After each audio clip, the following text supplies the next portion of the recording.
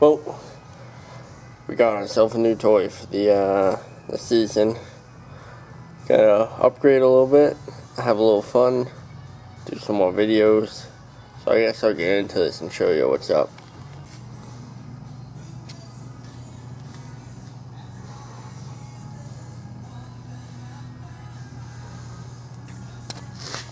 Got ourselves a 14-foot Princecraft Yukon with a 25 horse Merc on the back.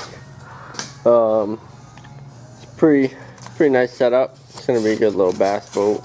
We didn't pay much for it, so we'll take it.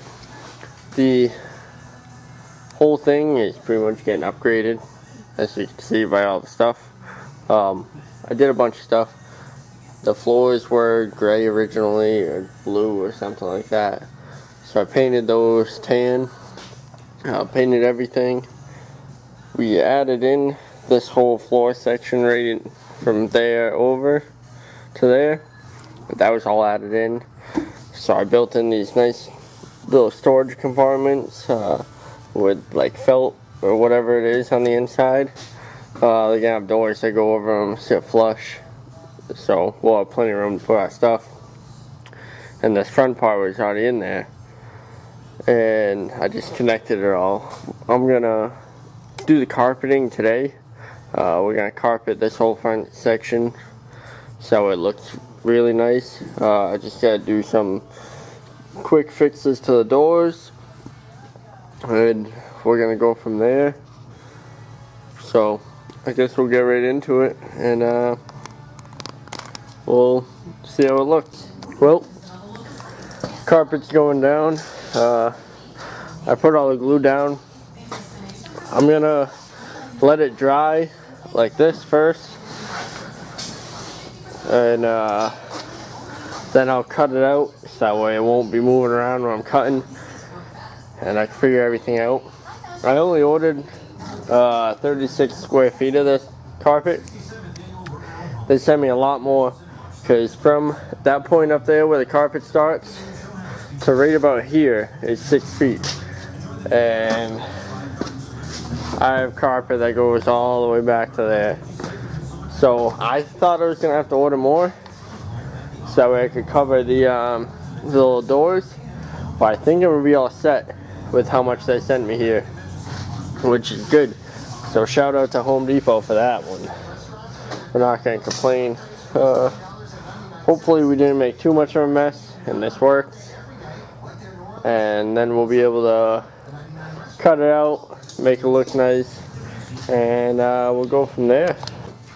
I also want to show you my rods and reels and the tackle that I use and the way that I keep it. Now, we can't really go outside and go fishing because we just had somewhat of a storm and we've had a cold front, so we're waiting on all the lakes and ponds to unfreeze again. Just when we think it's getting good, it doesn't.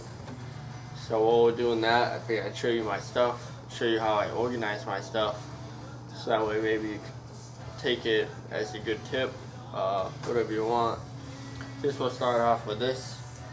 This is the new setup right here. It is just a cheap Field & Stream Inferno rod. It's a 7-foot medium heavy. It seems pretty flimsy, but it was cheap, so I just bought it. Figured we'll try it out.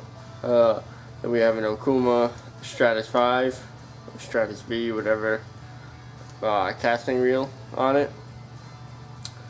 And just, I don't even know, like a chartreuse, I guess you call it. Crankbait, nice little square bill.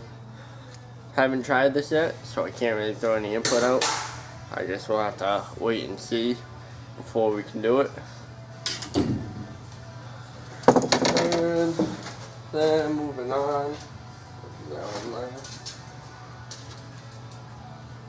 we will take the Ugly Stik. It's an Ugly Stik GX2 rod. It is a 7-foot medium action. It's a 2-piece, which is nice if you have a vehicle that's small and you need to put it in. and it's paired with a Lewis Carbon Fire casting reel. I really like the reel. It's pretty nice. It's like 80 bucks for the reel, I think, and around 40 for the rod. So you just get into it. It's a decent priced setup that you can do without breaking the bank, no problem. I think I paid for that Okuma, it was like 40 bucks on sale, so that's good too. Like $20 rod, nothing fancy. This is a nice setup. It's one of my go-tos. The only thing I don't like about it is I don't really like this full hand setup, I guess you would say. I like kind of two-piece like that and a little bit longer, so that way I have something to grab onto when I'm casting. Have better leverage, I guess. That's probably just coming from my surf casting experience. But this is a nice setup. I usually use this for drop shots and wacky rigs and stuff like that. That's the main thing. Moving on, we'll grab the next one out. This is an Abu Garcia Vengeance rod paired with a Abu Garcia Black Max reel. This is like a combo that you can get. This is a 6'9" medium heavy. It's pretty nice. This was my first one. It's actually my go-to. I like it the best out of all of them.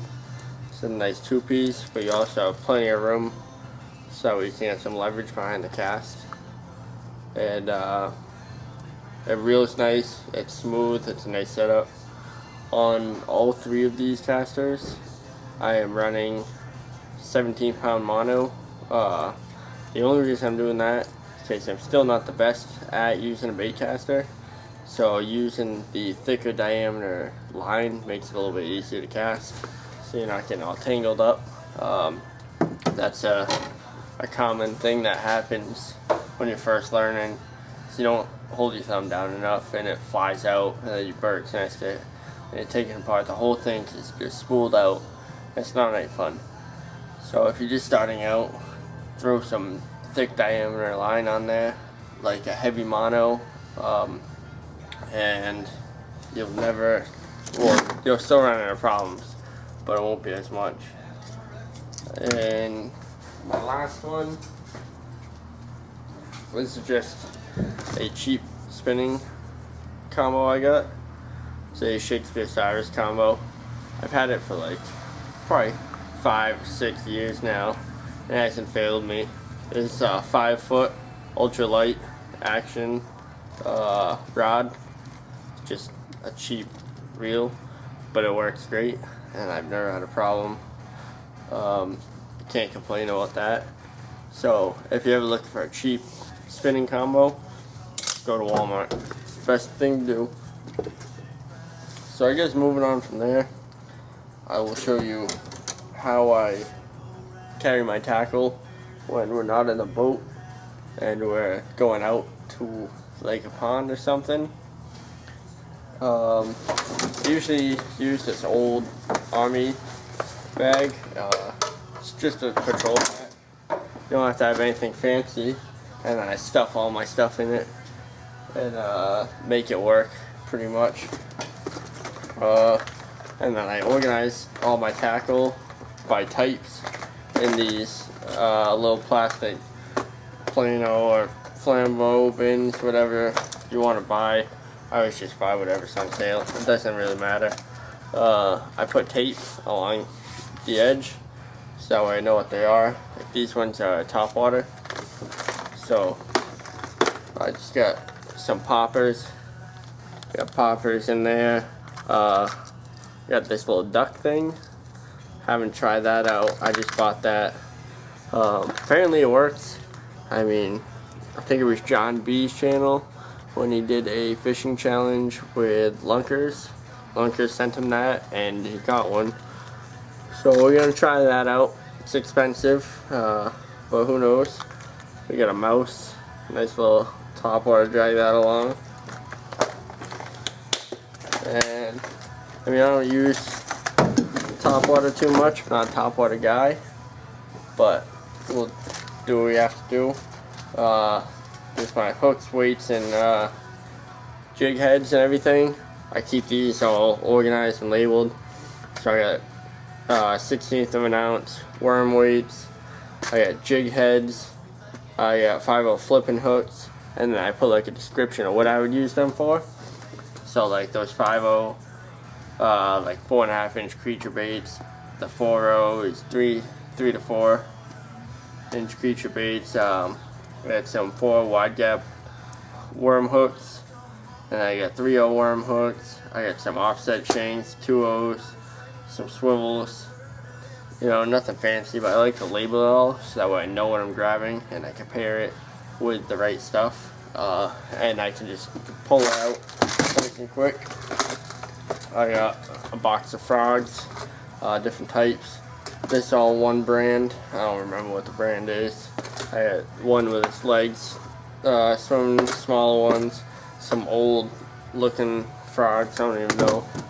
They work. Spinner baits. I don't have many spinner baits. I really like spinner baits, but I tend to lose them a lot if it gets caught on a log underwater or something that I can't see from the shore. So I need to build up my spinner bait arsenal, I guess you would say. I got 4 right now. I got that one that's on that Black Max, and then I just bought 2 more. I got an old one that's questionable. There's crankbaits, but I have jerk baits mixed in just because I don't have another bin yet. So this one, whatever. I tend to use crankbaits a lot. They seem to work in ponds that I'm on. If I can't throw something for top water, throw a crankbait out, and it seems to work. I got some swim baits and jigs in this. So I got different jig heads, like there's a football head with a rattle and then a weed guard on it there. We got some regular ones, weed guards.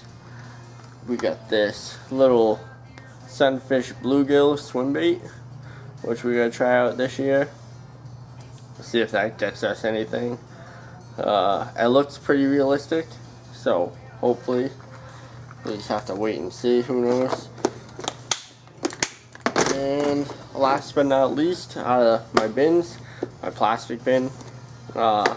This one is pretty much what I use the most. I got every bait labeled by the brand, the color, and the length of it. So like a Yum 6-inch thumping dinger and green pumpkin, I got that. Different size worms. I got regular worms if you want to like wacky rig it, Texas rig it. I got some curly tailed worms, I guess, I don't even know. Creature baits, different colors, like little crawfish ones in blue. Those come in handy. I also have these little Berkley Havoc Sickfish. See if I can, just like a little minnow, but the way it is, it's supposed to look like it's dying when you bump it off the bottom. So you'll be bumping it and just keep popping it like you would pretty much any other plastic. But it makes it look like the fish is dying, because that's what happens in this cold weather, especially up north here. Those small shad and minnows won't be able to handle the cold, so they pretty much just lose the life out of them, and they can only go a little bit at a time. It makes it look realistic. And in that front pocket, I just keep extra stuff. So like I ran out of room, I had some Kitech swim impacts in there, not even open. I had some Berkley Gulp little minnows. These were on sale. I don't even know if I'll ever use them, but I bought them. Whatever. I got Berkley Tri-Line This is 17-pound mono. This is what is on all of my casters right now. And then I also have Sufix 20-pound mono. Just back up because I like to spool everything out. So that's what I use for tackle. If you come over here, I will show you how these bins are gonna work in the boat, and we'll go from there. So these compartments were kinda made out to size, I guess. I did it so that way I could take my things and I can throw them in like that. I can fit 4 across this way, and then I can fit another 4 right there, so I have 8 total if I want in there. And that way they're all labeled, so that way I can open up the cover when I'm ready. Let's see, say I want top water. Just grab the one that's top water. I don't have to search through them all looking for the correct one that I want. Just makes it easier. You don't have to label it. I just do it because I'm weird like that. But it actually helps out a lot. Well, this is where I'm at for tonight. It's gonna be it. It's getting late. Can't really do much more. I got the carpet installed on this front deck. Pretty decent. Got a little bit of glue on the side over here. So I just gotta scrape that out once it dries. And a little bit on the side, which I'll just scrub right off or scrape off, whatever. I got all these holes cut out for the compartments and the sides done.